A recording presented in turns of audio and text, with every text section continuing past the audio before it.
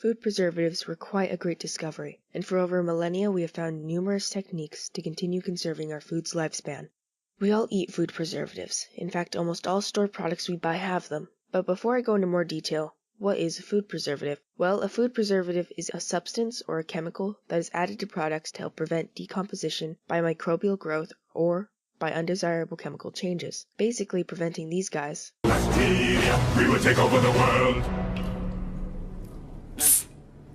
from getting into our food. This is why most food companies you'll find use preservatives to slow product spoilage caused by air, mold, bacteria, yeast, or fungi. In addition, they also keep up the quality of the food and help control contamination that can cause widespread illness. So far, humanity has found a little over 20 methods of food preservation, each of them being discovered in various cultures and different points in time, from the old art of sun-drying to modern high-tech dehydrators. The journey has been quite a long one. The most known food preservatives include canning, drying, dehydrating, freeze-drying, smoking, pasteurization, and irradiation, as well as the addition of chemical additives. These methods have helped humanity to avoid bacterial growth and safeguard the food we eat. For example, our ancestors used salt to preserve meats, added herbs and spices to enhance the taste of foods, preserved fruit with sugar, and pickled vegetables in a vinegar solution. While these most definitely helped not only protect food, but human life as well, one question I had in my mind for most of my research was, are all food preservatives considered healthy? It's safe to assume that would be no. Not all food preservatives are created equal, and should be treated as such. Now, we can all agree that if taken too often, anything can be considered unhealthy.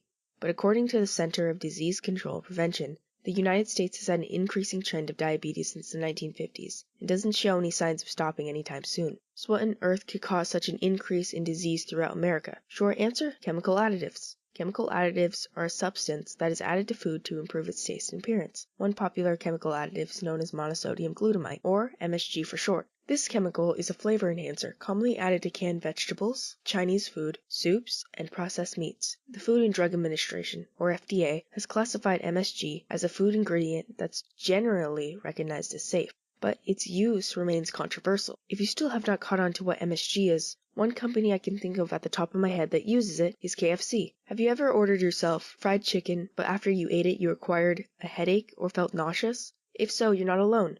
Those are side effects of intaking MSG, and most chemical additives have them. Fun fact, did you know that the European Union and countless other countries prohibit various food additives that are widely used in American foods? Now, why would that be the case? I mean, besides the fact that it is thoroughly enjoyable to watch a video consisting of people from other countries trying our food and snacks for the first time, the real question is, why aren't they being sold to other countries regularly? Well, the main reason was while more chemicals were being produced to preserve foods in the 1900s, the tests necessary to conclude the health risks for some were overlooked. One chemical that was allowed by the FDA to be put in our food is potassium bromate. The chemical was first patented for its use in baking bread in 1914 and helped strengthen the dough to stretch easier and rise higher. Only when tested, this chemical was shown to cause cancer in rats and mice. While other countries including China, the European Union, Japan, Brazil, Australia, and Canada listed this compound as illegal, stating it was not proven to be healthy enough for human consumption, America took a different look at the chemical and declared that it was not shown to be unhealthy to humans either, and allowed for it to be used in our bread. These decisions began to occur when acts started being passed permitting the use of chemical additives to preserve food's shelf life.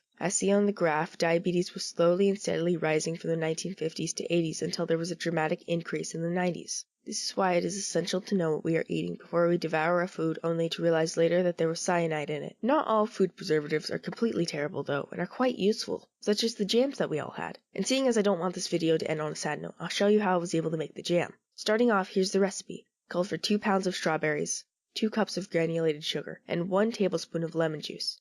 First, clean the fruits, cut them into smaller pieces, and place them in a bowl. Second, take your granulated sugar and pour it into the dish, and don't forget your tablespoon of lemon juice as well. Third, mix it for 1 hour till you get this consistency. We can start the next step. When it comes to making this type of jam, be sure to mix it for an entire hour, or else you'll end up with a rushed mixture. 4. Pour your completed mixture into a pot, and we can begin the cooking process.